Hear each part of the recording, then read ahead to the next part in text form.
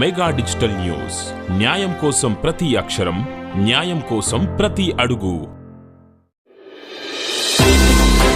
మండల pastors fellowship ఆధ్వర్యంలో ఘనంగా స్వతంత్ర దినోత్సవం.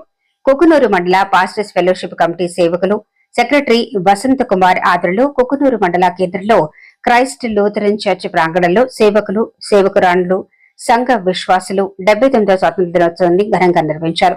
ఈ కార్యక్రమంలో కుకునూరు మండల పాస్టర్స్ ఫెలోషిప్ ప్రెసిడెంట్ జీవరత్నం జాతీయ జెండాను ఎగురవేశారు. ఈ సందర్భంగా కుకునూరు మండల పాస్టర్స్ ఫెలోషిప్ గౌరవ నాయకులు, దైవానుజనులు, దానియేలు స్వాతంత్ర ఉద్యమంలో అమరులైన వారి పోరాట ఫలితమే ఈ రోజు స్వేచ్ఛా జీవితమని చరిత్రను గుర్తు చేశారు. మండల పాస్టర్స్ ఫెలోషిప్ ఉపాధ్యక్షులు పాస్టర్ సుధాకర్ మాట్లాడుతూ, ఫ్రీడమ్ ఫైటర్లు, జాతీయ స్వతంత్ర ఉద్యమకారులను ఎన్నడూ మర్చిపోకూడదని, భారతదేశంలో ప్రతి పౌరులు చేసే పండుగ జాతీయ జెండా పండుగ అని వారు ఎంతగానో కొనియాడారు.